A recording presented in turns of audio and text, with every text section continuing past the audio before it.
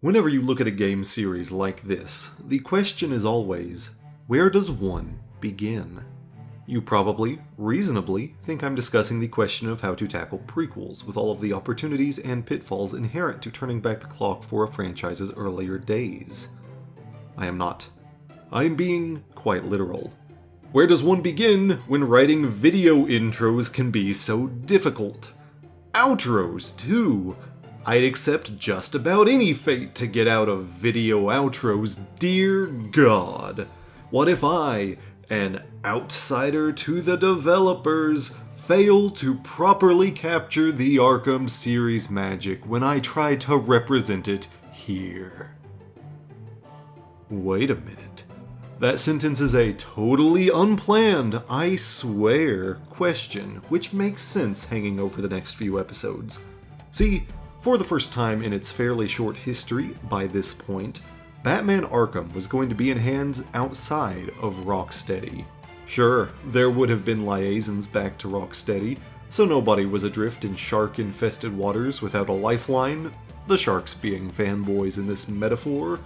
But being adrift in shark-infested waters with a lifeline still sounds terrifying as balls. This exact situation is what several people found themselves in following the, shall we say, critical orgasmic bliss that was Batman Arkham City. I guess I'm sort of spoiling my takeaways here, but the projects in this period absolutely managed to hold up despite the immense pressure. It genuinely just reinforced the strength of Arkham as not just a couple of great Batman games, but as its own impeccable thing, even when pulled away from its cozy hometown in London, England. So buckle in as we get into our first major non-Rocksteady portion of the franchise. This is a briefish history of the Arkham series.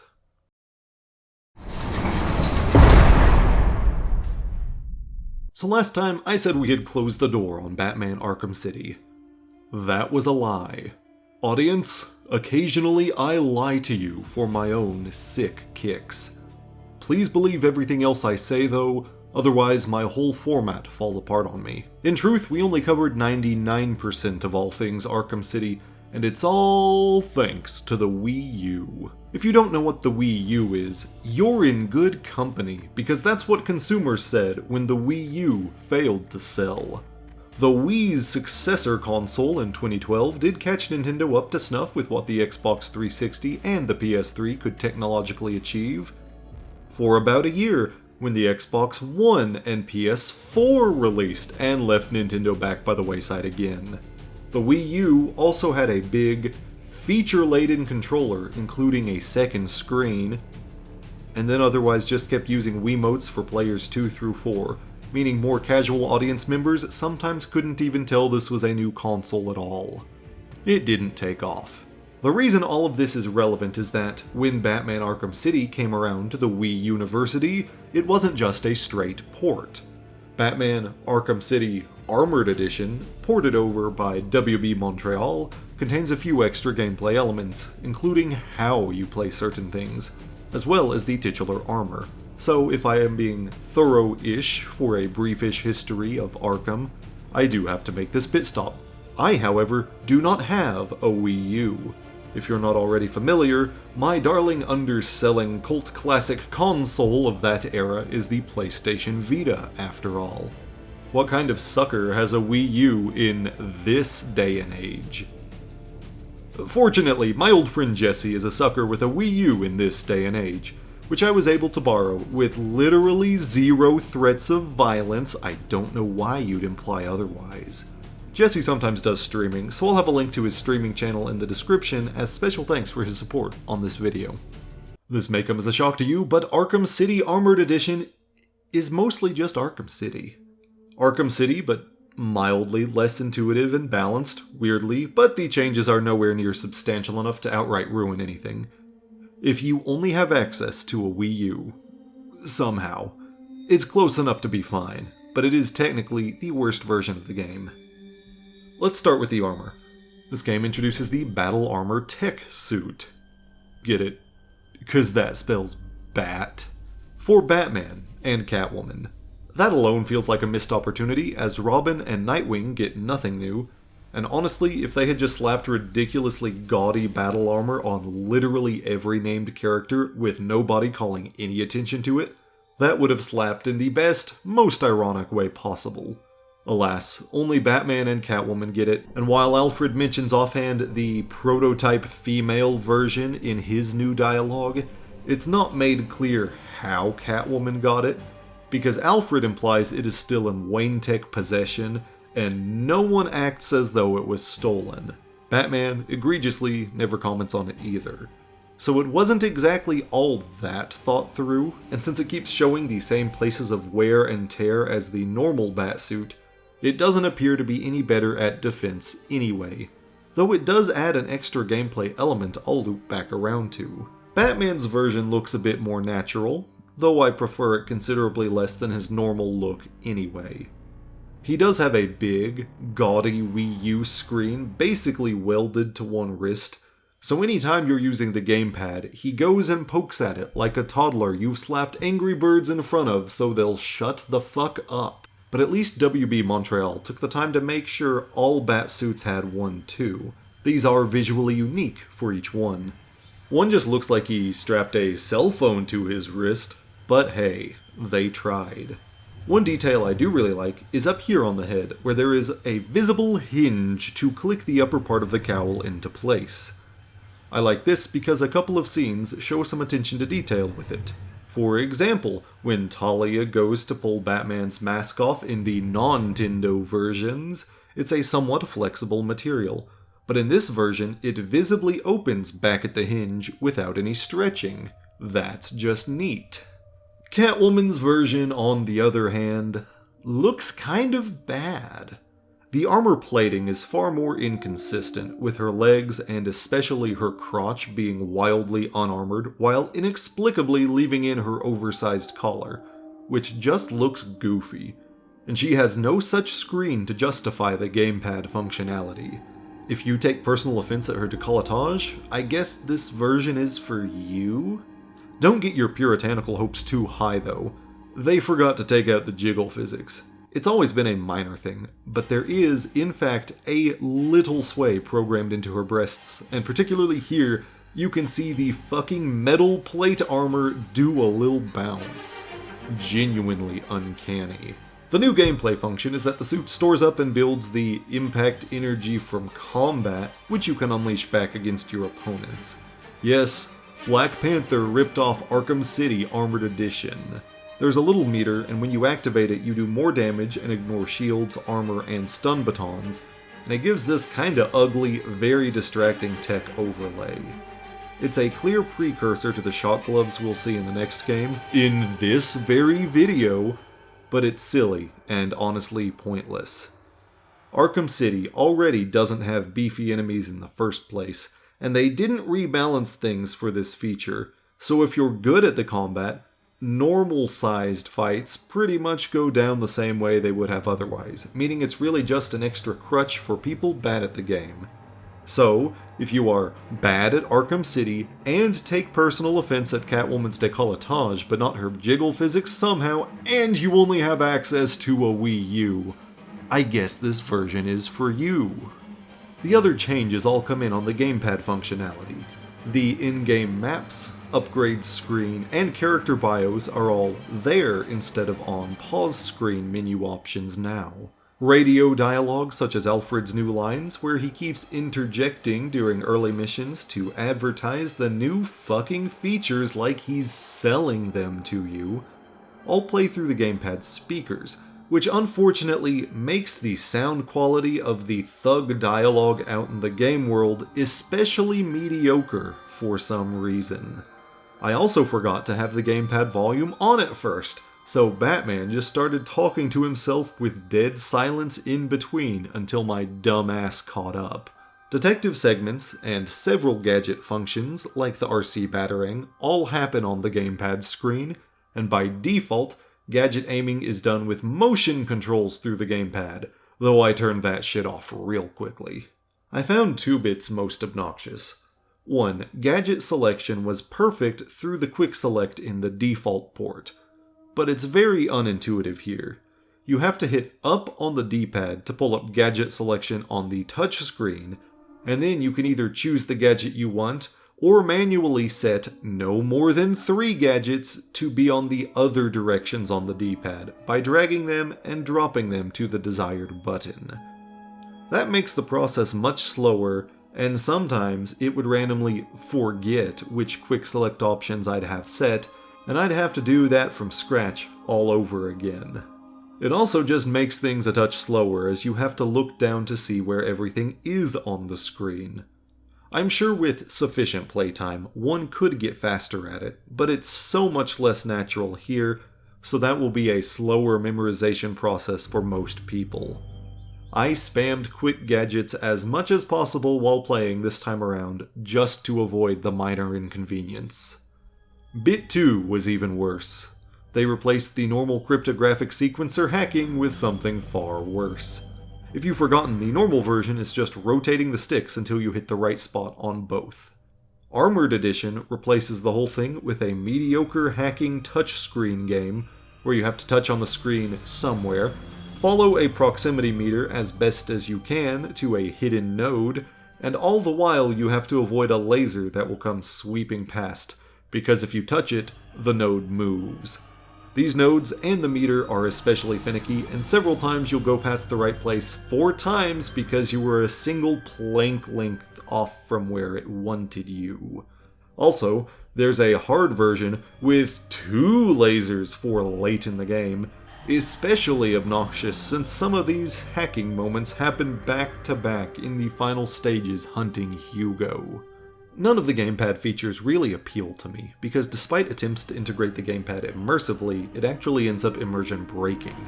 When I continue to have to look away from my TV screen to shift my gaze to the gamepad, like when it keeps switching over for controlling the RC batarang, it is forcing me right back into noticing real reality instead of preferable fake reality.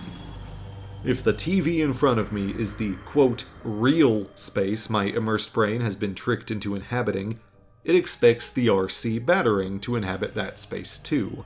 Throwing a batarang, pulling my mind out of the TV space, quickly glancing past the cheap furniture I first bought back as a bachelor, which I'm currently pretending isn't all on its final legs, ready to dissolve into sawdust, reorienting myself onto the gamepad screen where the batarang is already in motion, and finally controlling the damn thing, is so many extra steps that simply detract from what should be 2 steps. Throw it, control it. Since the gamepad feels shoehorned in here, it's especially distracting. Performance is fine enough, but is also surprisingly not perfect. I would semi-commonly experience slowdown or stuttering that I don't experience playing on PS3, let alone the Return to Arkham remaster on PS4. I cannot attest to the Xbox 360's performance, so I don't know how equivalent this version is to that one. As far as a package though, it is thorough, containing all of the same bonus content as the Game of the Year edition. Weirdly, it allows you to access Harley Quinn's revenge right from the start, spoiling the end of the game, as well as the DLC character trophies, like Harley's thugs from Harley Quinn's Revenge, wearing the spoiler on their sleeves. So look, I'd personally recommend any other version of the game if you have the choice, but at the end of the day, it's still Arkham City, and you will still have a great time, even if you go with Armored Edition. It at least justified a reason for me to put in yet another Arkham City playthrough, as though I needed to justify another reason. I decided to go for a no armor upgrades playthrough this time, which I am realizing in hindsight was quite ironic. I did not do that for Catwoman though, because that would be frustrating during the fucking Two-Face fight. Playing again also let me try out the, quote, secret takedown everyone's been talking about recently. I'll explain it if you're in the dark. In City and Origins, there's an interesting exploit where, from a vantage point, if you have the option to either drop attack or do an inverted takedown, press the button for both simultaneously, and Batman will do a glass ceiling takedown on them, except of course lacking the need for the ceiling to do it. So he just Goomba stomps their spines into the ground. It's definitely not supposed to do that, but it does that anyway. Cool!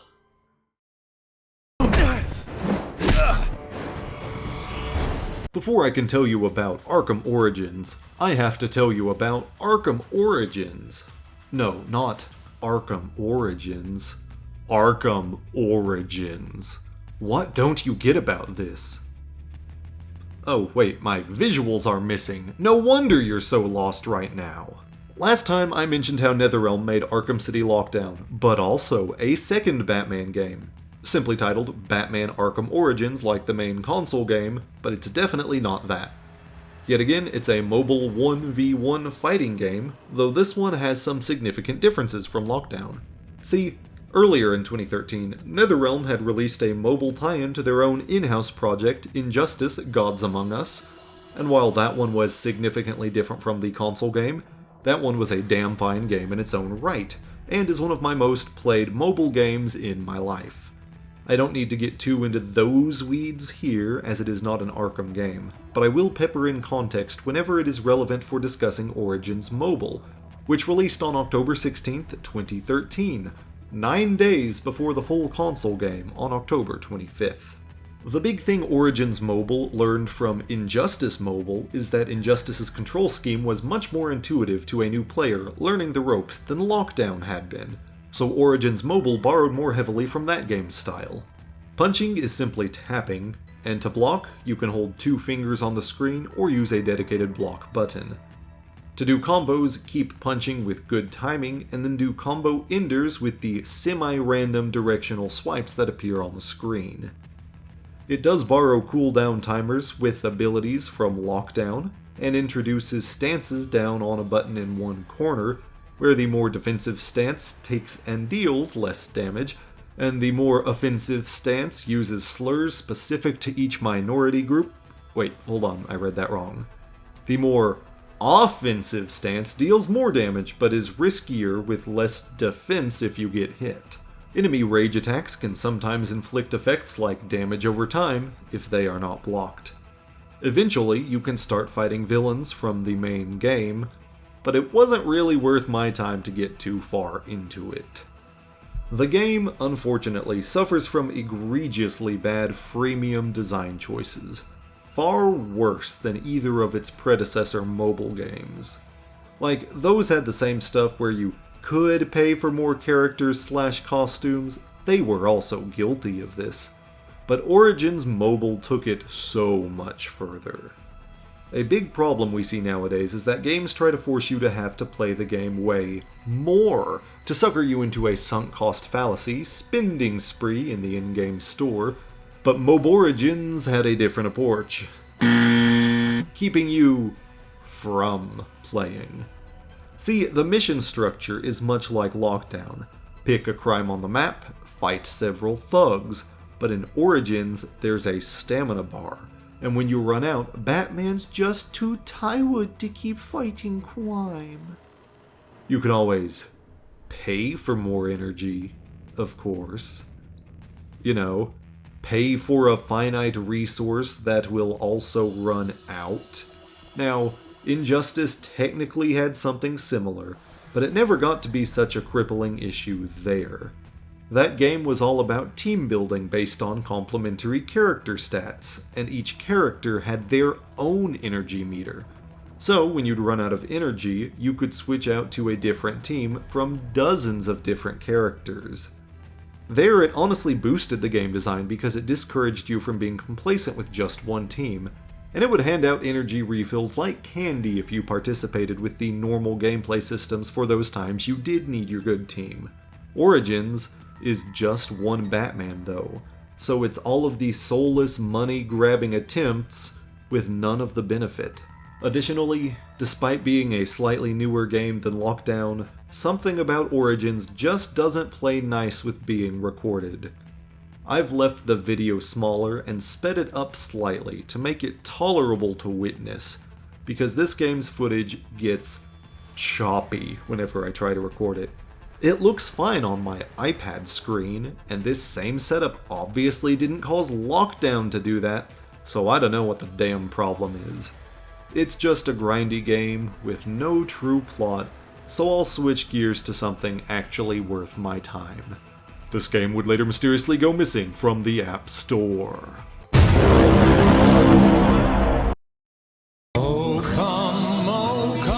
Now, at this point in the series, Arkham City is well and truly done. No more DLC, the obligatory weird Nintendo port is out the door. However, it was clear that Rocksteady was going to need more time working on their next entry.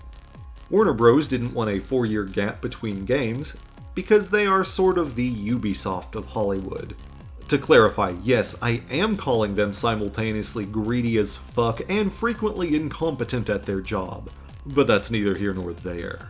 Warner Bros. Wanted the money, which thankfully did not end poorly like many other times Warner Bros. Wanted the money.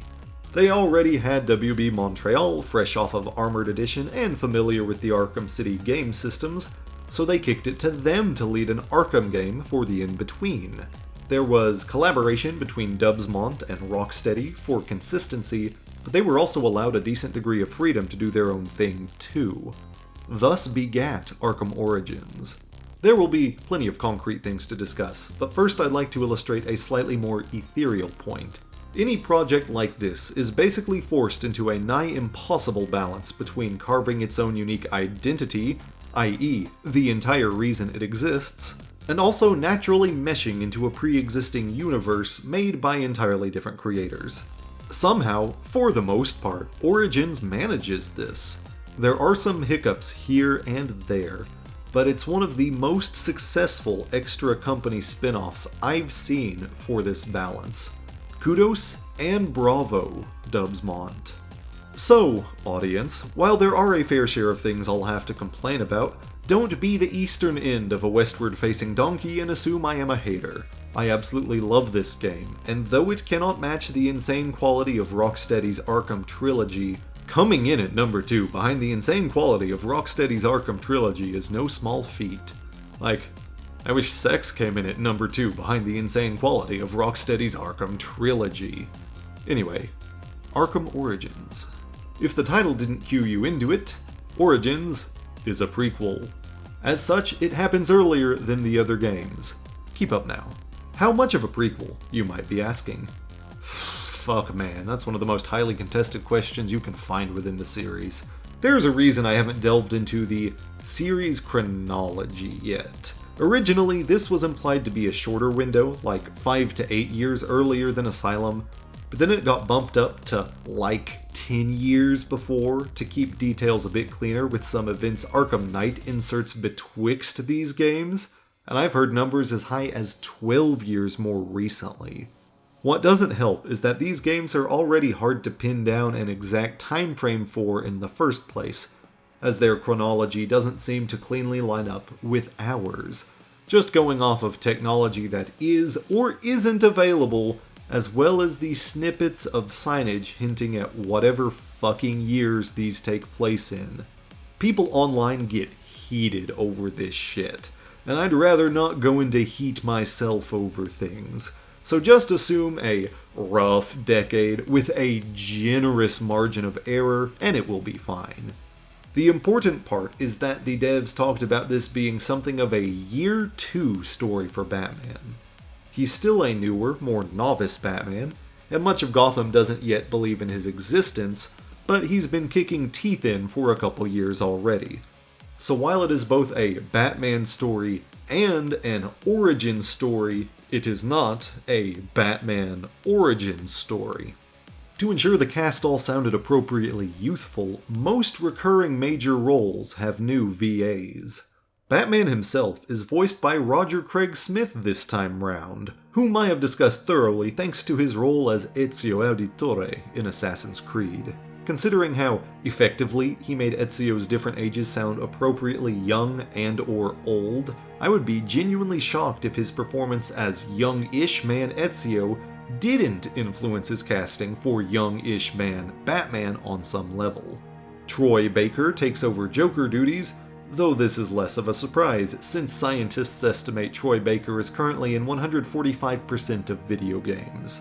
He was already both Two-Face and Robin last time, and had just played Batman for the first time of many in LEGO Batman 2 the year prior. So really, that man is just checking off his bingo card to voice everyone in Gotham at some point.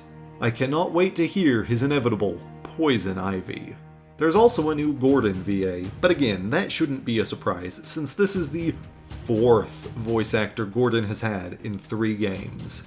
In the last episode, I only mentioned 2 because I'd forgotten all about Rick Wasserman voicing younger Gordo during the Scarecrow-induced flashbacks in Asylum. So now, instead of all those other guys, he's Michael Gough. Not to be confused with Michael Gough, whom a lot of viewers will recognize as voicing Jarl Balgruf, as well as like half of the rest of Skyrim's cast. I find this doubly amusing because, quite a ways back, I joked about Ezio killing him. Jarl Balgruf then violently interrogates Leonardo. When was the last time you saw or spoke with Ezio Auditore? Who? And now, of course, Batman is Ezio. I don't know what kind of circle this is, but we definitely came full circle in some way or another. Gotham City itself is prequelized too. Technically, the entire upper region of the map is Arkham City's map and locales, though as the area hasn't been struck by the earthquakes and flooding that rapidly impoverished the area, or the following prison architect industrialization to turn it into Arkham City, so it is fairly structurally distinct. There is also a new region south from there, and a big-ass bridge connecting the two, making up entirely original locales to play around in. Weirdly, I think this bigger world was sort of a necessity to make Origins feel up to snuff with City, because I do think the world design feels like the most obvious step back. It's not bad or anything, but compared to City's immaculate design of impeccable, dense detail, this sometimes just feels like a generic big city at Christmas time. The themes and tone sort of require that, considering Gotham hasn't really succumbed to rampant supervillainy yet, so I don't know how WB Montreal could have avoided this issue, barring pouring disproportionate amounts of additional money and manpower to specifically doing more detail work. But at the end of the day, we're following up Nightmare Hospital at the epicenter of a multi-generational cycle of violence, and hellish urban war zone begotten by extreme negligence and the ravages of socioeconomic disparity with... it's sort of New York, I guess. Bloody fucking hell, every city on the PlayStation 3 was sort of New York, I guess. Like, one of the few new pieces of commentary one could read from the new environment is that the corporations are blatantly getting away with dumping neon green toxic wastewater right into the city's harbor like a 1980s cartoon.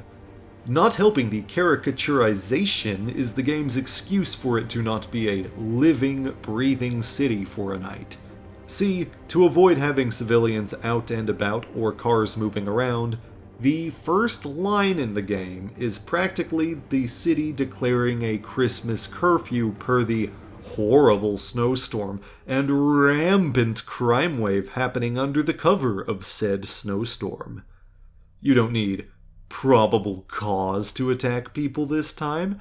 Everyone's by default a criminal this time because they broke the rule about being out and about.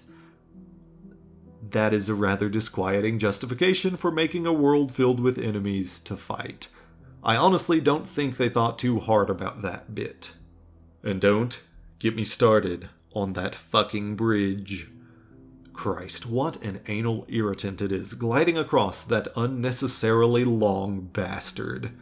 I genuinely think they added fast travel points where the Batwing can drop you off in the world just to spare you the indignity of having to cross that bridge. It's also obnoxious per one of the new gameplay systems, but I'll have to come back to that bit. Since I've overbitched about a reasonably sufficient C-tier at worst game world, let's look at the full gameplay picture. So imagine Arkham City, and staple some extra stuff around the edges. Not trying to be reductive here, but this is very much another case like when I talked about Assassin's Creed Revelations in that video series. They took the core stuff from the game prior and had to find a few token ways to merit the differences for a faster development time. Batman's combo takedown moves are the same. The initial upgrades available are the same. And when they canonically couldn't use the same gadgets, because he explicitly didn't invent them yet, they came up with the closest approximations they could. For example, in City, you do the side missions gliding through the rings to unlock a grapnel boost, which is directly stated to be a prototype that Alfred is worried isn't ready for field testing. So it cannot exist in Batman's inventory until that exact moment. However, it's such a perfect mechanic to make moving around in the world fun that its absence would be felt here. To solve this, here Batman has a grapnel accelerator to do essentially the same thing. The difference is that one's a boost, but this one's an accelerator. Go fuck your face. In fact, by playing so similarly to Arkham City, what it does is raise questions about Arkham Asylum now. If Batman could do all of these moves and tactics and shit this whole time, why wasn't he using them there? The doylist answer is just that you can't predict the gameplay needed to justify prequels getting greenlit when you're making a first, potentially standalone licensed game as a relatively unknown studio. But that's not satisfactory from a Watsonian perspective. So, I guess since Batman was already doing stuff to stop Joker before that game started, he's a little tired and he already used all his extra gadgets up for the night. There's my official answer. Joker made Batman get stiff and expel everything prematurely.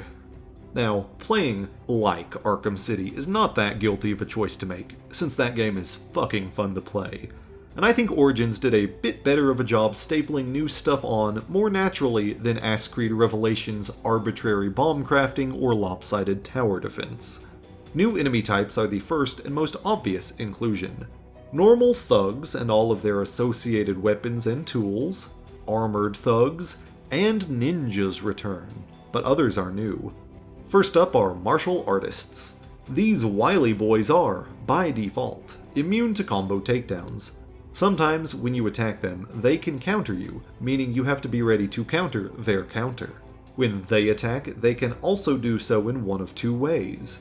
The first, they are trying to string together a 2-hit combo, so you must hit counter twice. The second, they will try 3 times in succession to hit you, so you have to counter each time or interrupt their combo. These guys are genuinely fun to have in the mix, as they force you to pay close attention and surprisingly do a great job of distinguishing themselves from ninjas when both archetypes sound so similar. Next, Venom Thugs.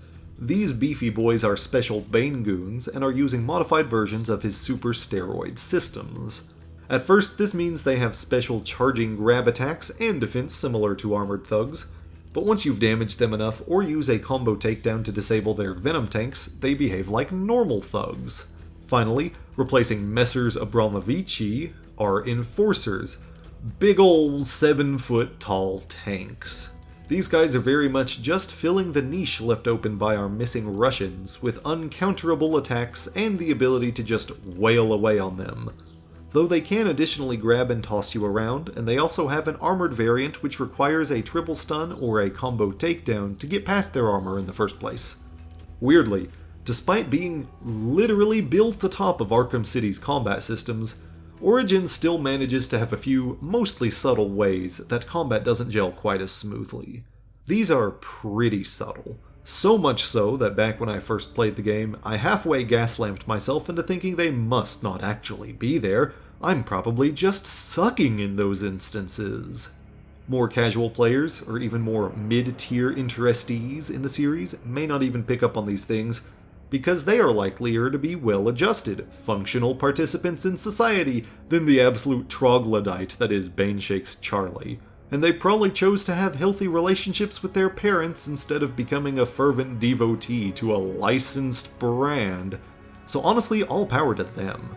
I, however, spec'd my skill points wrong at a crucial age, and since I have to know this stuff, you do too now. There's a slight change to how fights start. It only counts ×3 or higher as being in free flow. So at first, or if you drop your combo, Batman arbitrarily loses range and specific combat options in a way that the other games never suffer from.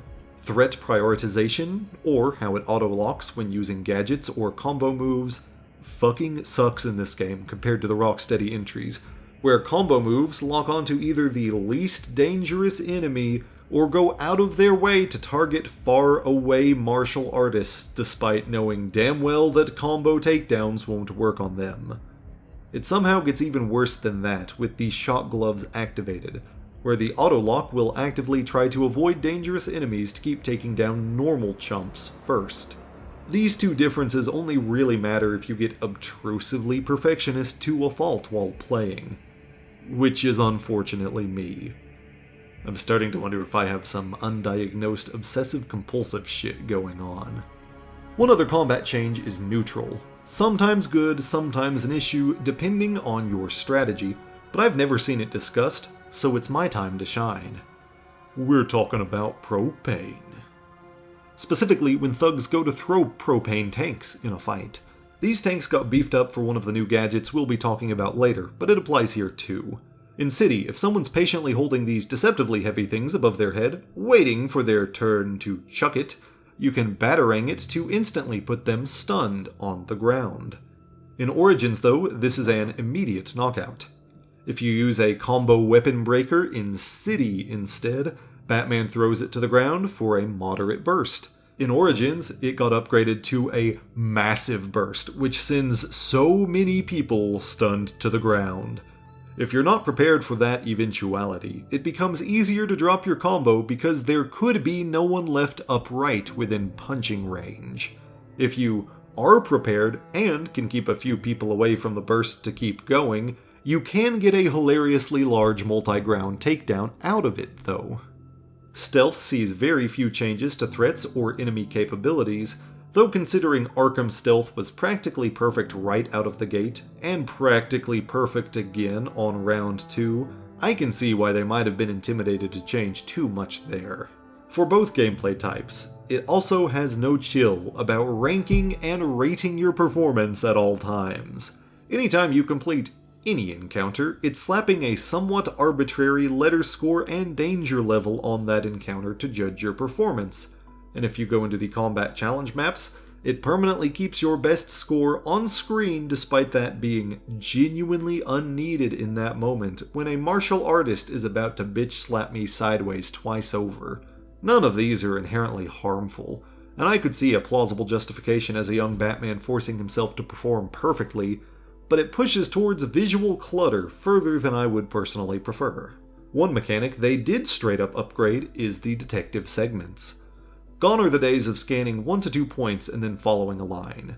Now, Batman has the tools to scan forward and backwards chronologically in a crime scene to track specific elements, seeing where key items, suspects, or the murder victims themselves were at various times while searching for further forensic evidence. It's the exact layer of complexity these moments needed to actually make you feel like you are doing detective work without becoming too difficult for normal, dumb people like myself.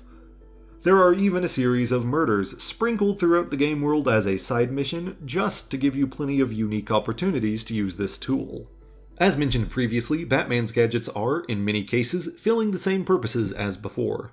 Batarangs, the Bat Claw, Explosive Gel, Smoke Pellets, the RC Batarang, Sonic Batarangs, and the Cryptographic Sequencer all return as they were in City. Though that last one's use of advanced tech compared to the more analog version seen in Asylum again seems to complicate the timeline. Multi-Batarangs return from Asylum as well. There's a Glue Grenade, which just combines the Freeze Blast and the Freeze Cluster Blast, but stickier. It literally does all of the same gameplay functions. Immobilize people in one spot, immobilize just their feet, block steam pipes, and become rafts in water.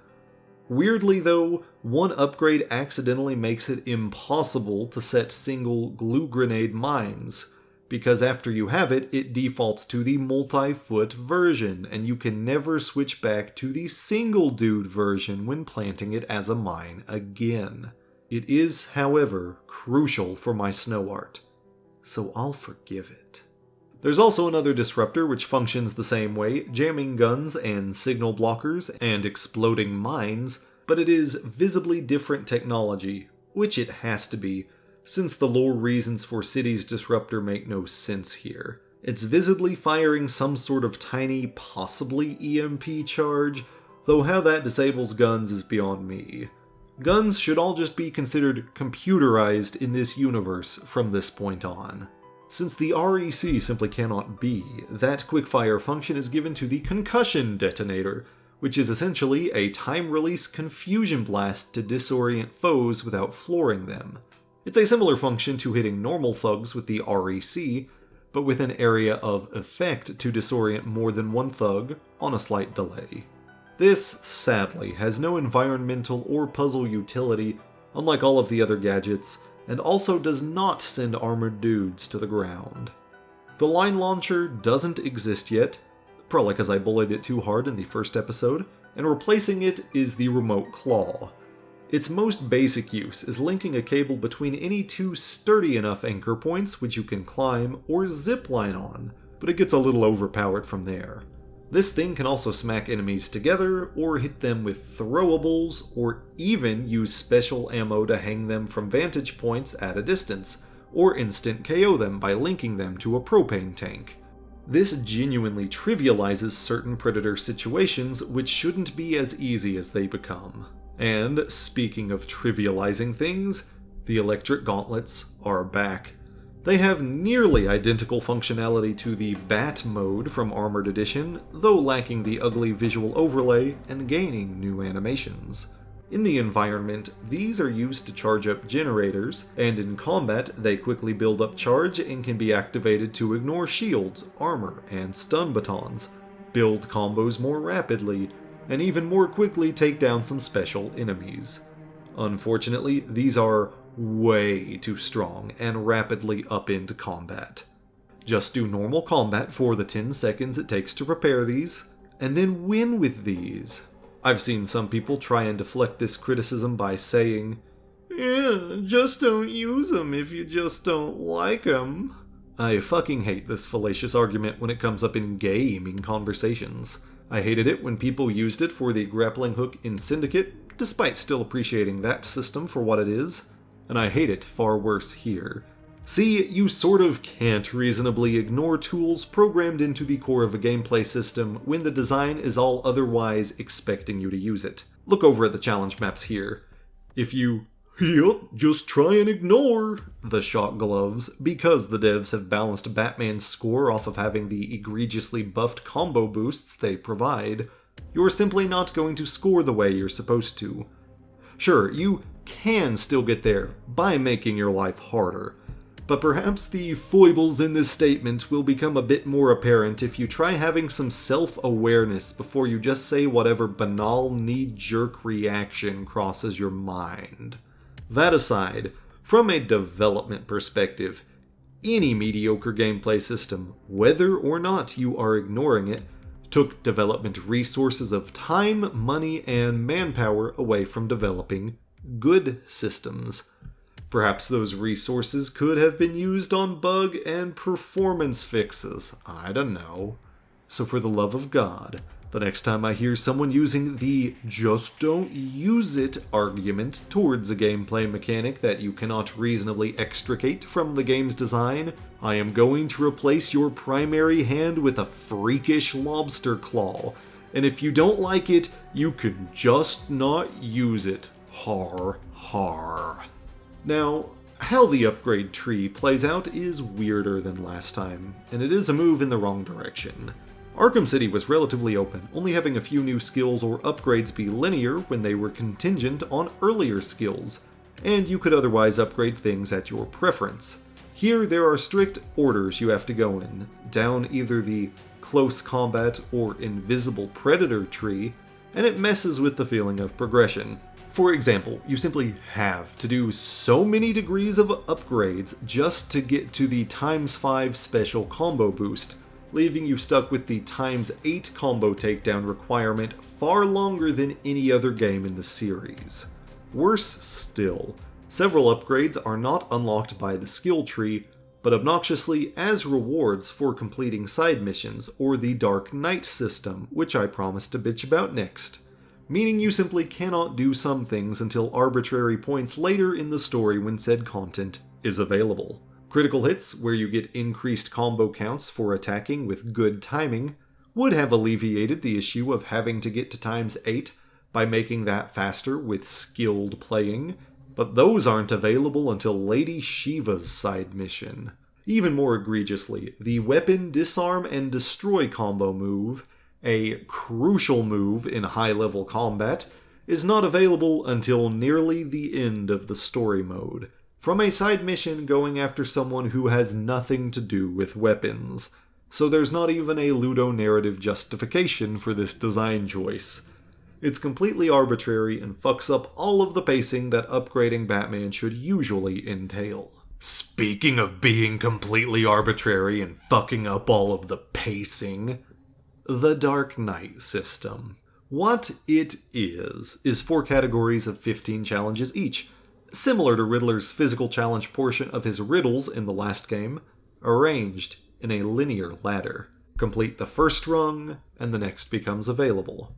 Category 1, Shadow Vigilante, is about free-flow combat. Category 2, Gotham Protector, is about moving around in and interacting with the world. Category 3, Worst Nightmare, is Predator Stealth. Category 4, World's Greatest Detective, is just how much of the database you've completed, which honestly doesn't even matter since that happens as you progress naturally, so that might as well not even be there. Certain upgrades, and even a side mission, are locked behind these, though considering that side mission is the AR gliding rings, that part's not a deal breaker. What makes these suck Killer Croc's mighty cock is that if you actually want to complete all of these in one playthrough, you have to have full knowledge of these lists, and the game's systems, and the exact places in the game world you will be able to use these, because there are finite places and times to do some of these. This is a baffling design choice, because this means that early on you have to be ignoring the main game content for a few hours, while you work your way higher on each list simply so that you can actually complete these when you get to the right places. And that's before we get into some of these bugging out, because sometimes you will do the appropriate requirements and it still won't register. Let me tell you about the most egregious of these challenges. Worst Nightmare, rank 6, asks you to do 4 exotic takedowns. The one from behind a vent cover, exploding a wall into someone, a corner takedown, and the takedown where you are on a ledge above someone. There is only one location in the game where you can do all 4, the Gotham Merchant's Bank. There are 2 encounters here, one relatively early in the story, when people may not have known to progress up the ladder yet, and one during a boss fight in a later game side mission, which will be much harder per the boss fight. And if you are this low on the Worst Nightmare ladder by that point in the story, I don't think it's even possible to complete the ladder by the end of the game. Have fun doing the rest in the much harder New Game Plus. It gets worse. If you flub it and have blown up all 2 weak walls in here without successfully completing the challenge, tough shit. Those walls will be forever broken, and you're out of luck. Same goes if you've removed both vent covers without doing that takedown. Do you see how this requires an insanely specific amount of knowledge that a new player will obviously not learn naturally in time? 'Cause this ain't even the most obnoxious challenge. Gotham Protector, rank 15. The very last rank in that ladder has to be completed so fucking early that I nearly flubbed it and I was already aware of the issues. It doesn't sound bad on paper. Stop a crime in progress in each district. No biggie. Except none of these challenges keep track of any progress until you get to the appropriate rung. And one of the 9 districts is goddamn broken. It's the fucking bridge again. Here is the one area crimes will spawn in on. The bridge gets damaged late in the story, so no more crimes. Except long before that, it bugs out and just stops generating crimes at all for most people. If this happens to you, as I can almost guarantee will be the case, there is a workaround. Once you have all 8 other districts, which are also subject to chance and waiting for them to happen in the first place, so this may take quite a while, return to Sheldon Park, where Wonder Tower is located. Also, Sheldon Park appears to be broken as it spawns crimes at a dramatically slower rate than any of the others, barring, of course, the bridge. Once you eventually get the second most broken district in the game to play nice, there is a teensy tiny sliver way over to one side next to a guardrail that will register as the bridge. You'll know you're in it because it pops up on screen, but we'll switch back to Sheldon Park if you go too far. You'll have to lead enemies over here from the crime in progress and take them down once it has declared it to be the bridge side. By the way, sometimes crimes in progress will end prematurely before all enemies are down, due to non-CIP enemies sneaking in, and sometimes just for the hell of it. So make sure you're trying this with several enemies remaining. Also, normal thugs, for some reason, will stop pursuing you past a certain point, so you have to get them as close as you can naturally, and then manipulate them the rest of the way. I flubbed this on the last possible thug like a moron in a fit of frustration, leading to hours further before a new crime would generate. Special enemies thankfully will pursue you all the way to the end. I've read that enforcers have worked for some people, but I myself got ninjas and can confirm they too will follow you there. Get your special enemies in position, and work your ass off to make sure you're only damaging them in the 2 square inches you have that will count as the bridge district. Voila, you're gold. You're also bald.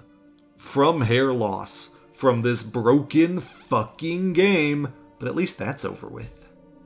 Do you know what you get when you complete the Dark Knight system? It tells you right up top the whole time. The Batman, the Dark Knight costume. Now, don't go mistaking that for the amazing suit used in The Dark Knight, the movie. No. It's not that. It's the normal Batsuit from Arkham Origins, but recolored darker. Also, it appears intrinsically linked to the same model as the default Batsuit in the story mode, so by the time you've unlocked this, for some inexplicable fucking reason, it is going to be carrying over all of the hideous battle damage scarring up the default suit if you use it in the game world. The Dark Knight system thoroughly disproves a loving God. Todd motherfucking Friel would be driven to atheism by this broken-ass system, and that pompous asshole currently thinks baby cancer is a totally fine thing for his god to keep around. Fuck. If I time-traveled back to 1966 and told Ralph Baer about the Dark Knight system, instead of inventing video games, he would self-immolate. He would thank me for the warning, and then he would immediately set himself on fire. And then my YouTube channel would have to be like a book club or something, since gaming would no longer exist. Fuck the Dark Knight system. I've been bitching for a while now, but things are not all doom and gloom, of course. Compared to Rocksteady, WB Montreal actually does have a few strengths in their back pocket too. Several characters actually get noticeable improvements under WB Montreal's supervision. Deadshot gets a unique and very memorable boss encounter, easily making up for his disappointing experience last time. Bane goes from being a lumbering doofus to being one of my absolute favorite Banes outside of comics. That is saying something major, considering I named my channel after the motherfucker. Commissioner Gordon is of significant note, because unlike those other two, I hadn't really thought much about his treatment until I saw how well this game used him. In Asylum, he was just a really swole hostage, and in City, he was a corpse uber. Here, though, he has motivations and personality. He's not just casually going along with Batman's plans. In fact, he's usually in opposition to the vigilante. He doesn't like all of this playing it loose the current corrupt GCPD is all about. He likes things by the book, sticking to the letter of the law. The law, which was often written to reinforce racial and socioeconomic disparity and is purely designed to protect corporate property and the wealthiest property owners, enforced at the expense of the working class, a system which eagerly allows its own explicit definitions of crime to flourish for profit, as the US Constitution still allows slavery so long as the slaves are incarcerated. Shit. Gordon is a bastard. Another point in this game's favor, as I alluded to, is something of a meme at this point because of how often Origins fans will cry it from the mountaintops. But it has to be said, this game is so much better at boss fights than Rocksteady's games. If I were making the top boss fights into a ranked list, while I would still place Mr. Freeze's fight from last time at number 1 because of how cleverly it uses all of these stealth mechanics, Arkham Origins would pretty much sweep away the other spots for quite a ways down, because Dubs Mont gets it. When I'm giving the story breakdown later, don't picture, you just have to dodge until the bad guy is vulnerable, then you have a window to yada yada. No, picture proper, high-stakes duels, where you need accurate timing, and your foes are threats that can end you as fast as you can end them. Even a more standard-designed boss fight late in the game is played up in the best possible way to get you hyped and require your well-honed skills for it, even containing a strategy the game never calls attention to for the more attentive players to discover. If nothing else, these are such a highlight, they're worth a playthrough to experience. Arkham Origins also does a good job further expanding the world into a larger DC universe.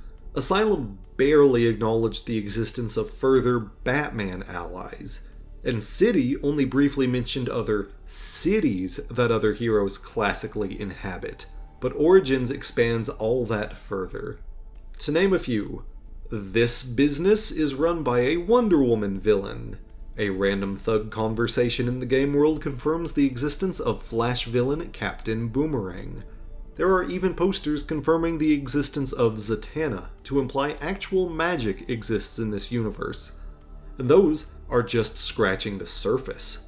Go find a good Easter egg video for Origins after you finish this video if you want to see how extensive these get. Considering Arkham Knight is going to explode with references to the larger DCU next, this game really helps ease the universe into that, so it didn't all just feel out of nowhere. This game also really just puts on a good show. While the gameplay can't quite find the footing to distinguish itself terribly far from what came before, the story and how it presents itself fare much better. Someone was working overtime on the cinematics, because these things are gripping and commonly had me sitting there jaw agape during my first playthrough. Sadly, we come crashing back down to earth a little whenever the cutscenes end. There is a noticeable difference in quality between the in-game graphics and the pre-rendered stuff. This was not uncommon for the day, but it's particularly egregious here. And while the graphics and visual effects are not bad by any stretch, I do think these end up being the weakest in the series and are long overdue for a new coat of paint. Just look at these fire effects. These looked crappy even back then, and that was before I was spoiled by the progression of 2 additional console generations. It also doesn't always run the most smoothly. Sometimes it runs well, and sometimes it functions. Certain large fights absolutely tank the frame rate down to a frame rate you could more reasonably expect out of one of my amateur stop-motion films. Pop-in is rampant and frequently very delayed too. Tragically, despite needing it the most, this game was completely neglected an inclusion in the Return to Arkham remaster a few years later. It is shameful that this game is being left behind on old hardware where newer audience members won't have easier access to play this game. It also makes it a much more elaborate process for me to be able to record this gameplay. Don't get me wrong, I don't mind going back and revisiting my PS3, I've done it a couple of times now, but without the modern suite of built-in recording features that spoil me on PS4 and especially PS5, as well as the extra steps I have to take in editing to fix my capture card's slight tendency to throw off the color balance, Editor Charlie really starts to feel it hours into the video creation process. Dubs, you're clearly not interested in doing anything else with Gotham Knights now. This would be much faster revenue than making a new game from scratch. Warner Bros., this would be fast money. I know you're greedy. Someone just get me my goddamn Arkham Origins remaster. Let's change tracks and look at difficulty options this time. New Game Plus, of course, functions mostly the same way, with carrying over upgrades and the like. And there's also a new, second New Game Plus mode introduced, called I Am the Night, containing permadeath, while also being set to the hardest New Game Plus difficulty. I like this, in concept, but it needs some polishing. For one, you can absolutely cheese this by just choosing Restart Last Checkpoint if you think you're about to die. And for two, the Firefly boss fight late in the game has times you have to counter during a cutscene or you'll insta-die. Except of course, New Game Plus modes remove the counter icon, so you just literally have to study the exact moment those pop up in a normal playthrough outside of the game. That is way too cheap of a way to die for permadeath mode. In this episode's special segment of How Well Does Batman Handle Women, I do think we've hit the best balance the series has presented so far. It's less gratuitously horny than before, with villainesses like Lady Shiva even being allowed to wear normal amounts of clothing. There are a couple of deliberately horny depictions, but it's trying to do that within the plot. The Penguin is paying said women to be thirst traps because he's horny, and it honestly comes across like it's sexploitative on purpose. Even this game's original version of Copperhead, who is certainly showing a lot of skin, is still visualized purely as a dangerous threat instead of eye candy. That's right, we have finally, perhaps, reached the conclusion that women's bodies are allowed to exist without automatically being considered sexual. Which means Bane Shakes Charlie can now go back to being the weirdo sex pervert again. Time to call Alfred a smexy G-dilf or something. Before I get into the plot, I still somehow have more thoughts about gameplay I couldn't squeeze in anywhere. So I'm going to do our very first Arkham bonus speed round.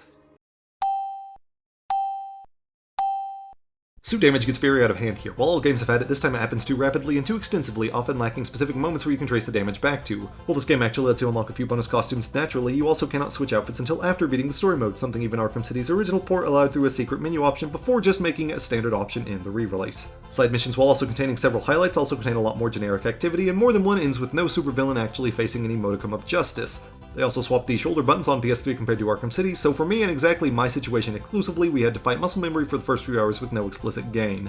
Interrogation targets now have immunity to knockouts, which might sound like a benefit, but it takes all the fun out of having to be strategic to leave them for last. This also means since they have to be beaten in the fight, they are more likely to end up in the floor interrogation animation, which is the least fun of the various animations. Finally, the challenge map leaderboards have been taken offline other than the archived top scores, and since this game has no other modern ports, you simply cannot rank on these anymore.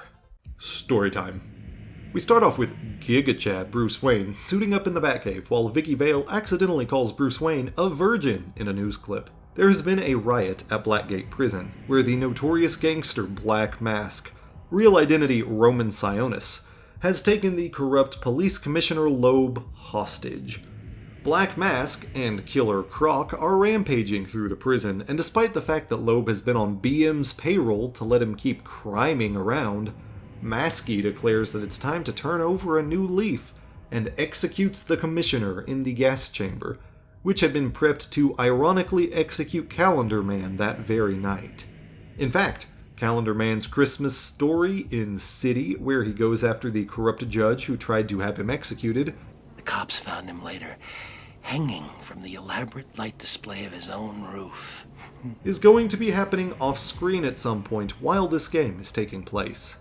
Batman recovers a data card from a drone Croc accidentally smashes, and while Black Mask leaves the scene, Croc stays behind to try and kill Batman. Thankfully, he hasn't grown into the big boy he will be in Asylum, so Batman pounds his ass right there in the prison. Captain Gordon tries to arrest Batman, but it doesn't work. Batman returns to the Batcave to smexy G-dilf Alfred to figure out whatever TF is going on using the data card. Turns out Black Mask has put a $50 million bounty on Batman, and has specifically invited several assassins to participate. Killer Croc, arrested dude. Deathstroke, shown beating up dudes in the museum from the last game for some reason. Firefly, pyromaniac with a jetpack. Copperhead, a scary, poisony contortionist. Deadshot, who gets complicated later in the lore but with an admittedly better explanation than I was expecting last time I made that joke. Electrocutioner, man with shot gloves, wonder what'll happen with those in the game. Shiva, who is debatably the best martial artist in the DC universe. And Bane, who quite imposingly just has Batman go, oh shit, he's in Gotham? We also see why the Blackgate Warden had an eye patch at the start. Black Mask poked it out with a cigarette. Yee, ouch. Or, as the Brits would say, he got pricked in the face by a So as Batman goes out into Gotham to start tracking down Black Mask, we actually see our first side mission pop up. Some mysterious green tech bro called Enigma, who sometimes paints question marks on stuff, has rigged a bunch of radio towers to block the Batwing's signal, which Batman has to maneuver up to shut down. That's right. This Arkham game has fucking Ubisoft towers. This totes mysterious Enigma has also hidden 200 data packs, which are also green, in Gotham, containing extortion material he's going to publicly release in the morning. In case my sarcasm hasn't tipped you off, it's obviously the Riddler, and the game is not trying to hide that, which just makes me wonder why they didn't just let him be the Riddler yet. It makes the whole thing feel just a little underbaked. Like, you could read into this a theme of a man starting to give in to his compulsions, but still sort of trying to do something positive about it by unveiling corruption in the city, only to be driven further into his obsessions and more unethical behaviors per Batman foiling his plan, since that is all sort of subtextually there the way they told his story, but the game never really gets into all of that. It's also rather anticlimactic. You only get the collectibles and destructible network relays, so without the riddles that have you mentally engaging with the scenery, and all the physical challenges moved to the Dark Knight system, it feels more like a generic collectible hunt side quest than ever before.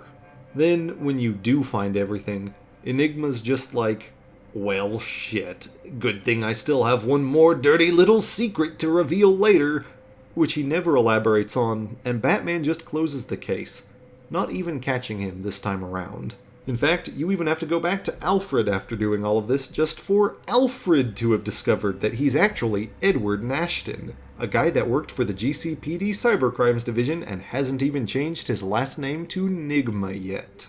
I do at least like the detail where you can find a hidden room in his base where he has created the first Riddler trophy. I'm sure everyone was dying for the origin of their favorite video game collectible. Anyway, Batman starts by hunting down the Penguin, since he's the only arms dealer in the city who will have access to sell Black Mask military-grade tech, like that drone. For all of you young people, drones used to be uncommon, and also I feel like you have to be 7 to not know that. Why are you watching Baneshake, 7-year-old? I talk about vaginas on here, that's not age-appropriate. To emphasize just how capable this version of the character is, even compared to last time, Penguin has goddamn tanks for sale in this one. Foreshadowing for the next game? Probably not. I just think it's wild that he has tanks, and the game never calls attention to this. Penguin's holed up on a cruise/freighting ship, which he is not keeping in good condition, presumably because he's too busy also running a fight club aboard. Electrocutioner challenges Batman to a very intensive boss fight.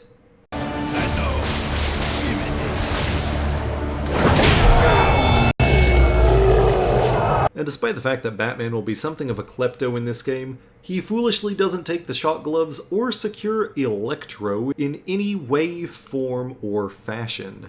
So he's just gone when you come back to the room later.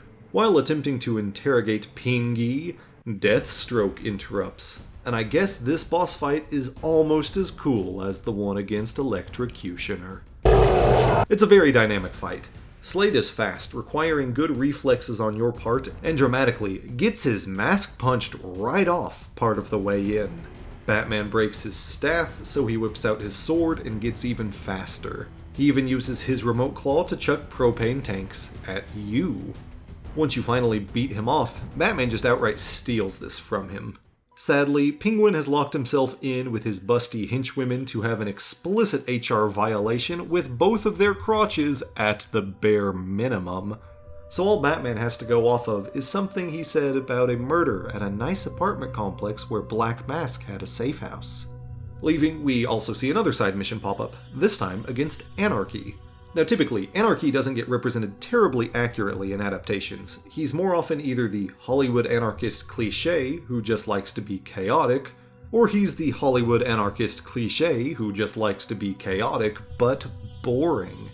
Hell, even the comics couldn't keep him consistent forever, because one of his co-creators became an Ayn Randian objectivist and dragged Anarchy along with him, leading to the character jumping through boom tubes to lecture Darkseid on his new philosophies in one of the dumbest, most self-filleting comics I have ever read. Fortunately, Anarchy makes it out just fine here. He's fighting for the exploited working class, and you can tell he's an accurate leftist because he is very long-winded. He gives a 6-minute diatribe on his personal radio station, and he has tagged several buildings with an invisible ink anarchy symbol to lay out the nuances of how the system and corporate manipulations exploit the common man in ways relevant to each location. Hell, the only sticking point is that he set up a handful of bombs to take out egregiously corrupt establishments, but even then his primary goal was just to see how Batman would respond so he could propose an alliance, giving Batman generous timers, in Batman terms, to disable said bombs. So I can't even be too harsh on him on that point either. Even that is too much potential lethality for Batman, of course, so he goes and beats up what he quickly discovers to be a teenage boy. In his final, also long-winded diatribe, there's also a strong implication that his more bomb-building extremes may be due to something akin to an untreated or even undiagnosed bipolar disorder, making him an additionally tragic figure suffering under the same systems he is futilely raging against. The Penguin aforementioned crime scene is complex AF. There's a dead guy dressed as Black Mask, and one of Black Mask's girlfriends is dead on the chandelier, and there was a fight, and a fire, and someone was getting dragged around, but that person shot the girlfriend, and her text messages ask about some mysterious person named the Joker. To clarify some of this, Batman has to fight his way through the GCPD's corrupt SWAT to get access to their database, where he meets pre-Oracle Barbara Gordon, who technobabbles a reason he has to go down into the sewers to finish getting access. Captain Gordon tries to arrest Batman, but it doesn't work. Finally, after beating off Black Mask's men, who are now trying to blow up the police he previously employed, Batman gets into the database and figures out what happened. This mysterious Joker kidnapped the girlfriend at the safe house to ambush Black Mask, but Roman was sufficiently paranoid and sent in a body double first, whom Joker murked. Black Mask tried to ambush Joker's ambush, but lost that fight, and as Joker dragged him away, he started a fire under the girlfriend and gave Roman a gun with a single bullet so that he would have to choose to mercy kill her instead of leaving her to burn painfully to death. He then dragged Roman away, alive, so that Joker could use him to break into the bank he owns. Batman is interrupted leaving the sewers by a bunch of singing rabbit men, because the Mad Hatter is inviting him over and also has kidnapped a woman to be Alice for a side mission. Unsurprisingly, he tries to mind control Batman, placing him in a kooky Wonderland mindscape he has to break out of. This one is far more elaborate than just fighting on a pocket watch like in City, being more comparable to the Scarecrow segments in Asylum, but I find the whole thing much less effective. Don't get me wrong, I can appreciate it more nowadays, and it even gives some mild American McGee's Alice vibes, but lacking the element of surprise still really nerfs things. In City, it catches you off guard. But here, you're straight up given an invitation and are naturally expecting this whole outcome. If they had made this one a surprise too, I think it would land a lot better. At the Merchant's Bank, Joker has slaughtered a whole lot of dudes. However, when Batman enters the vault, he comes face to face with Black Mask. As Carol of the Bells dramatically swells and the kidnapped bank manager continues laughing more uncontrollably hard off to one side, Black Mask pulls out Roman Sionis. And it all finally clicks into place for Batman, as he confronts, face to face for the first time, the Joker, who has been impersonating Black Mask this whole time. The Joker is the one responsible for bringing in the assassins to kill Batman. This scene is brilliant, and for most people, including my younger self playing the first time, pretty shocking. However, for someone shrewd and cynical enough, the writing was really on the wall for this outcome. Not only the in-game evidence, but the real-world stuff too. Despite marketing playing up Black Mask's involvement, interviews and the like absolutely focused more on Troy Baker taking over as Joker, with the only plausible deniability being a bit of Wolverine publicity, which is the concept where a more popular character is played up more heavily to drum up interest in a project.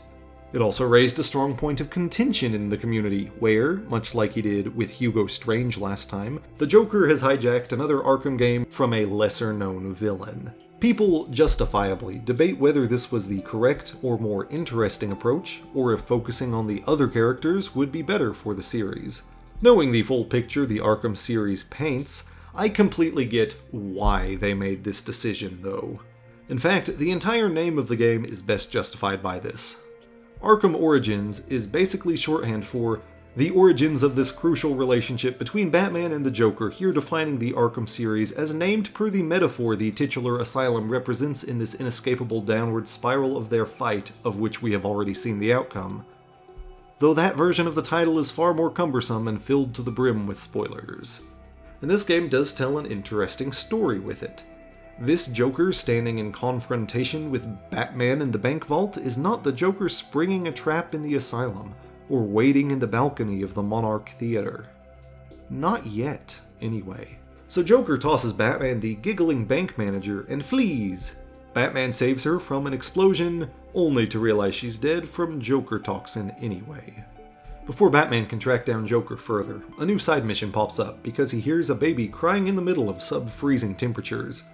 It's not actually a baby though, it's an ambush. Shiva's not actually that interested in the bounty on his head. Unless he fails her test. Her test is saving a purportedly innocent cop, not saving a guilty cop because he's already dead, and then fighting her and some ninjas in the abandoned lobby of Wonder Tower. Now, this mission implies they may already know each other, which they do, and her boss fight even implies she is holding back, which she is. Batman wants to arrest her for killing a dude, because Batman is a very straightforward individual sometimes, and Shiva's like, yeah, you pass my master's test, and vanishes. She's important for some lore stuff here, we'll touch on that later. Batman follows Joker's breadcrumbs to Black Mask's steel mill, the same one he will hole up in during Arkham City, where Roman is being held captive. But Copperhead ambushes Batman, and Roman gets away in the chaos. Her neurotoxin makes Batman hallucinate the people he's failed to save tonight, as well as a whole fuck ton of her for our second psychedelic experience of the game. And cleverly, her boss fight actually entails figuring out and focusing on the real her. She reveals the assassins are due to meet up with the Joker, so Batman tracks Electrocutioner's electromagnetic glove signature down to the Royal Hotel. Also, at this point, you can start destroying Roman's illicit drug stashes for a side mission. I always make sure to stand real close to the explosion for absolutely no reason. You can eventually track down Roman to the abandoned church, though he sadly lacks his boss fight immunity from Freight Train and goes down instantly like a bitch. At the hotel, Batman breaks into the security room, and we have one of my favorite scenes in the game because of how well it showcases several characters. Joker reveals himself to some of the remaining assassins, and violently shoves Electrocutioner out of a window for being a hater, where he falls a fucking long-ass distance to his death. Joker dismisses the others to go kill Batman, but Bane is having none of this show of dominance. He declares that Batman is obviously coming after the Joker, so Joker will just have to wait, and throws him into a different chair.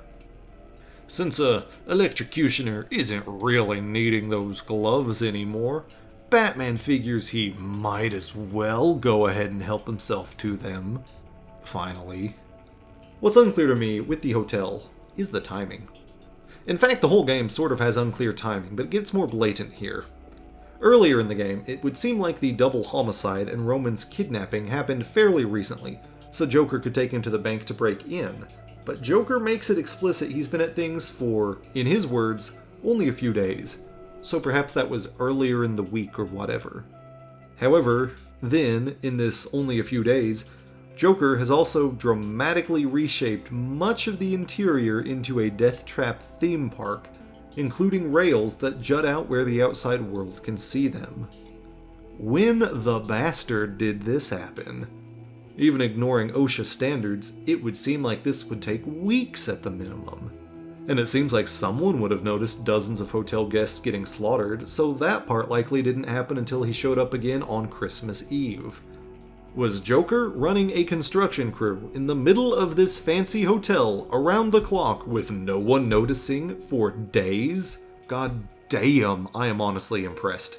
Get this man on whatever city council is in charge of fixing infrastructure, because for the low price of a few unpredictable murder sprees, Gotham City is getting upgrades, people! Anyway, Batman rolls for stealth, but fails against Bane's roll for perception, who briefly drags him to Joker so he doesn't blow up the whole place. Joker blows up a supposedly empty construction site, which I keep forgetting to check and see if you can spot anywhere out in free roam or not. Someone do that for me. And threatens to blow up more, but time's up. Bane is ready for his boss fight. And fuck yeah, is it a good one. He is fast and tough and pounds me hard just like he should. Alfred calls the cops, cause he doesn't like seeing me getting roughhoused by a big burly Latino. So Bane takes a strategic run the fuck away, but not before bazookaing Joker off the hotel, whom Batman dives after to save. Joker is baffled by this. See, he was just doing this for nihilistic shits and giggles until someone eventually puts him down. But now this amusing little nuisance he's been trying to murderize all night saved him, and he can barely comprehend it.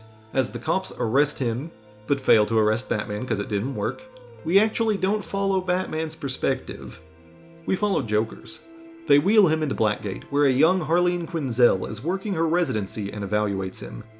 Side note, yes, this does make Arkham Asylum's Harley Quinn interview tapes non-canon. From his warped, psychedelic perspective, we see Joker either remembering or misremembering fragments of his origins. As a failed comedian fighting a nightclub of presumable hecklers, and breaking into Ace Chemicals as the Red Hood. But all the while, he's narrating about meeting that special someone, while seeing flashes of a nightmarish, demonic Batman knocking him into the chemicals. He has now literally and figuratively fallen for Batman.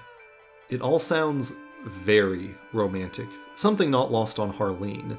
But since he's being poetic and vague, she thinks he's fallen love at first sight for her, which isn't lost on Joker, who is clearly playing that up by the end of it to manipulate her. It's all a very well-written scene. Also, we were explicitly supposed to get the nightmarish Batman as an in-game reward outfit, and we never did. And I'm still bitter about it, Montreal. We then cut immediately to Batman, who has a brief psychedelic PTSD flashback to losing his parents, in case the parallels to Joker's origin were too subtle for you.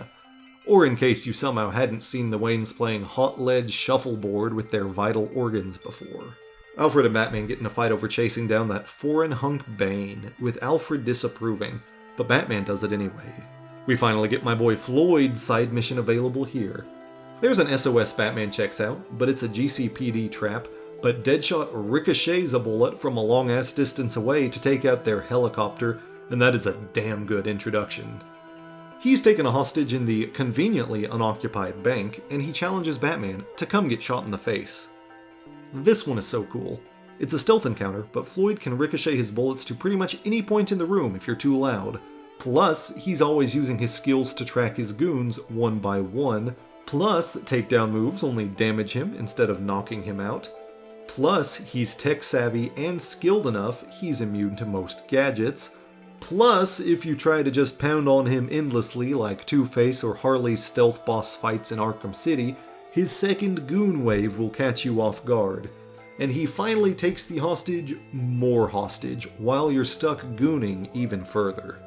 This encounter does far more justice to my number one comics character, and he's even somehow making a puffy jacket look cool. Or at least as cool as a puffy jacket can look. Fuck yeah, 10 out of 10 side mission. There's also a side mission to stop Bird. You know, Bird. One of Bane's top henchmen. A guy who is not really all that special in any way. Like in the comics, Bane also had Trog and Zombie as the other top henchmen with Bird, so like, all three could have made a trio to make up the difference to be more special. But nope, just the one with the least interesting name. He's just in a nightclub with a few generic guys for you to beat up. But a nifty side mission to gatekeep the special combo weapon break behind. While investigating Bane, Batman discovers Bane's trying to improve Venom into a newer compound that doesn't require the external tanks. But so far what he has come up with is TN1, which causes rapid physiological changes but with the side effect of severe memory damage and possibly even mental degradation. A very specific thing to be calling such strong attention to. Also, he's been studying Batman for a while, and Bruce quickly realizes that Bane knows his secret identity. Probably shouldn't have introduced that part right after the detail about memory loss, because I could immediately tell where that part of things would be going later. Batman tells Alfred to go hide in the Batcave. Meanwhile, Firefly finally pops up, taking over the bridge with bombs and hostages. Batman calls Gordon to ask him to play nice pretty please so he can save the day, but Gordo says no and royally complicates the situation. Batman is able to stop most of the bombs, but he has to fight Firefly before getting the last one. Fun fact, the game only tips you off about using batarangs and glue grenades, but your concussion detonator will actually stun him too. Thought you'd like to know. Batman gives Firefly and the detonator to the cops and is like, "Can we maybe stop being a little grump, Gordon?" And Gordon's like, "Yeah, I guess that would have made things easier." But Batman has disappeared before Captain Gordon can try to arrest Batman. But I just know he was thinking it, so it still counts as failing to work. Reporting back to Alf, Batman receives a message from Bane. He has infiltrated his secret cave, and he just destroyed that smexy G-Dilf. But he may be able to catch his breath to say a few final things. Thankfully, Batman remembers something a wise man once said. I'm gonna kill you. Then I'm gonna jumpstart your heart. That is not how defibrillators work. They just interrupt arrhythmia so you can get the heart's patterns back to normal. Defibrillators cannot fix the likely blunt force trauma or massive organ damage Bane would have just dished out. I know it's a common trope, but you cannot just magic people back to life with electricity. Thankfully, I've still got a medical doctor friend that I can dial up. Dude, defibrillators don't just, like, resurrect people with sufficient enough lightning, right? Who told you? Huh? I said, who told you? Even though that somehow worked, and Alfred lived, Bruce is despondent. Even though the radio was blaring that there's been a second riot at Blackgate this very night and Joker's running amok again, he thinks he's just too weak to save anyone until Alfred reminds him of the power of friendship. Or the power of allies technically, but it was funnier the way I said it the first time. So Batman gets pep-talked into the climax of the game. Bane and his mercenaries have broken into Blackgate to help Joker with one final plan, since neither of them are satisfied with Batman just yet. Joker really wants to put Batman's life is sacred policy to the test, so he's set up a little dilemma. He's going to sit in an electric chair. A heart monitor on Bane is going to charge the chair with each beat until it has enough juice to murderize Joker. Batman can either kill Bane, saving Joker, spare Bane, killing Joker, or just dying himself. That is always an option. While Batman begins initially fighting Bane, while presumably doing quick maths, Gordon tries to ambush Joker, which fails and leaves him hostage to also get fried with Joker. Not trying to criticize a murderous edgelord's otherwise airtight plan, but this is not exactly a very controlled environment to get an accurate outcome. An extra hostage dying definitely seems like it would skew your results. With little other choice, Batman pulls off a wee bit of chicanery. He electroshocks Bane to death, and when Joker runs away satisfied, shooting Gordon in the bulletproof vest, Batman brings Bane back to life with more electric shock. That's how he murdered him. This is mega not how defibrillators work. They don't work on flat lines. You cannot just magic people back to life with the same electricity you killed them with. Since Bane has now had the opposite experience of murderizing Batman, and therefore has not yet overcome the visions of a great bat which haunts his nightmares. Yes, that is the reason Bane started after Batman. No, the game won't actually tell you that in the story. You have to complete the murder investigations of all things. So he pulls out his last desperate plan. TN1, warping his body into the massive, lopsided behemoth of the other games, and explaining why he's such a dummy not so yummy there, too. Chemically induced brain damage. This is a tense exchange of stealth takedowns, while Bane starts damaging some of your vents and grates. And Jesus Christ, Alfred, I know the TN1 potency will peak after 10 minutes and he'll one-hit kill me then. You can stop saying it, I'm takedowning as fast as I can. Thankfully, when you take him down, he babbles some dialogue to show he can't remember who Batman is. Called it. Killer Croc briefly tries to re-enter the plot since he ain't gotten to do shit, but a sniper briefly inconveniences him, so he immediately throws in the towel, and you and Gordon get to beat up some dudes together. Kill-stealing prick. Batman catches up to Joker in the prison chapel, and treats him like your slutty dad on prom night, tossing his little twink body around and just pounding him from every position. He gives Joker over to Gordon, who tries to arrest Batman, the ingrate, but it doesn't work. Gordon monologues to Barbara over the outro, legitimately acting like he let Batman go, which we literally just saw was false. Batman disappeared when you tried to arrest him. ACAB, bitch. He now realizes Batman is going to inspire Gotham. The end. Also, Joker sings over the credits for Batman again, but without the accompanying dramatic irony juxtaposing the love song with Arkham City's tumultuous ending. I don't know, it feels more like checking a box off of the requirements this time around.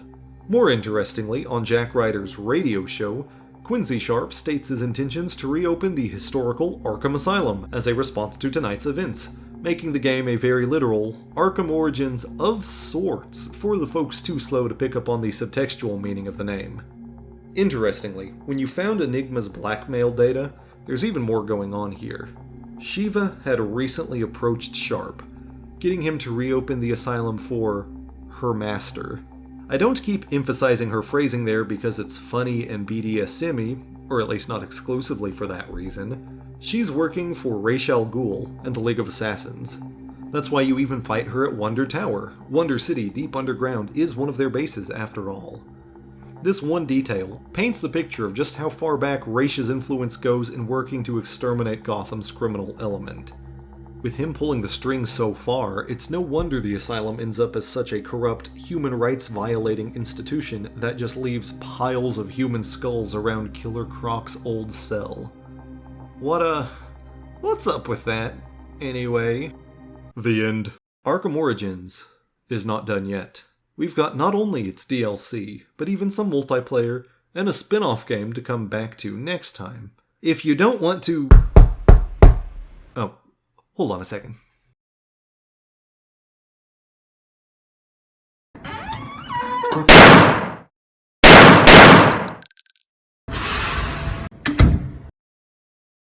All right, Charlie's video game chat back now again. Here we are, boys. Let's go.